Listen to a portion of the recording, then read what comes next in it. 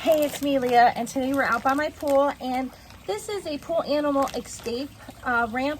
And if you're like me, sometimes I get frogs and other creatures in my pool, and this will help them escape without them just like floating in your pool. So let's open this up and get this all set up. So I'm super excited to see how this works.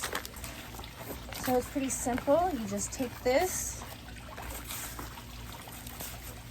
and tuck it in.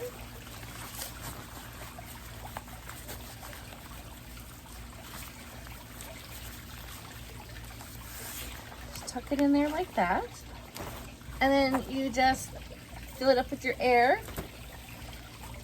and you fill this with something heavy just to hold it on the side.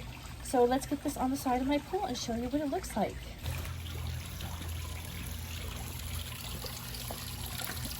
And there they are. I put rocks in there to hold it in place. And you can see that they're right there floating. And now any little animal can jump up and get out, and they're not moving because I put the little rocks right up in there. I got these free for review. They were super simple to put together. Now the wildlife can get in my pool and get out safely. I can place them anywhere around the pool. I just stuck them close together just so you guys could get a visual of what they look like. Super easy to put together.